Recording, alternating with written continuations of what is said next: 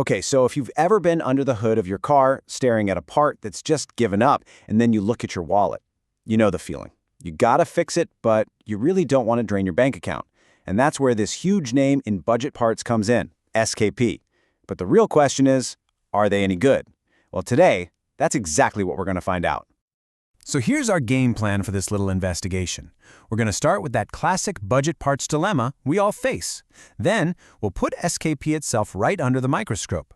After that, we'll dig through what real users are saying on the forums, connect the dots to a huge online store, and then, finally, we'll deliver the verdict.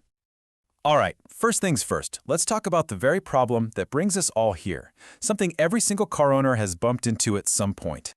It's the age-old headache, isn't it? You love your ride, but man, repairs can feel like a gut punch to your bank account. And that's usually because the parts from the original manufacturer, the OEM parts, they come with a pretty hefty price tag. And that's where the aftermarket world swoops in with this super tempting promise. Affordable parts that can do the exact same job for just a fraction of the cost. I mean, it's an offer that's really hard to ignore, but it also makes you ask that one critical question. Is this just too good to be true? So, let's zoom in on the company that's right at the center of this whole debate. Let's figure out who exactly is SKP. SKP is a major player in the world of low-cost aftermarket parts, and they are not a small-time operation. I mean, their catalog is gigantic. It covers pretty much everything, from super important suspension bits all the way to engine internals. And this, right here, is the key. This is their entire business model. The number one reason we're even talking about SKP is because their prices are incredibly competitive. They exist so you have an option to get your car back on the road without having to, take out a second mortgage. But hey, being cheap is only one part of the story, right? To get the real picture, we've got to look at the evidence. What are the people who've actually spent their money and installed these parts saying? It's time to head to the forums. Okay, our first stop is Saab Central. It's a forum for Saab owners. And this is a perfect place to start because since the brand isn't around anymore, these owners pretty much have to rely on the aftermarket for parts. And boom, right away a pattern starts to show up. This person's talking about a really critical part, a ball joint, and says it was poor quality and failed in under a year. Now pay close attention to that 1-year timeline. It's going to come up again. All right, next, let's hop over to a community that's known for being, let's say, passionate about performance, the BMW E46 Fanatics forums. And you can bet they have some strong feelings about the parts they put on their cars. You see in the pattern here? It's shockingly consistent. Again, we're talking suspension parts. And there it is again, that 1-year timeline for total failure. The detail about the tie rod ends failing first, it just paints a really clear picture of a part that is simply not built to go the distance.